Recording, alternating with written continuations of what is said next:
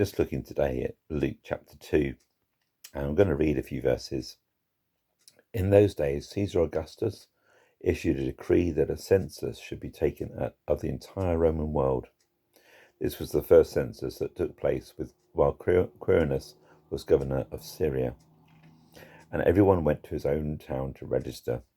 So Joseph also went up from the town of Nazareth in Galilee to Judea, to Bethlehem, the town of David, because he belonged to the house and line of David.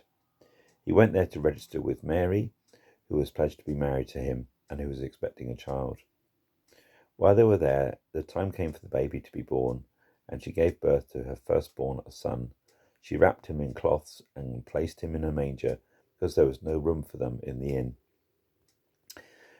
When we have admin and frustrating paperwork and all those kind of things to do, we often put them off, don't we? And the difficulty for Mary and Joseph and everybody at that time was you couldn't really put this great administrative exercise off for a later date. You were forced to have to do it.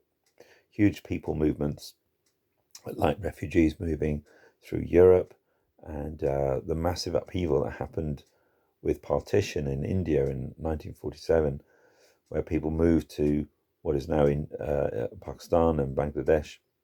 These things cause great social upheaval sometimes, don't they? And they certainly don't create stability for people's lives.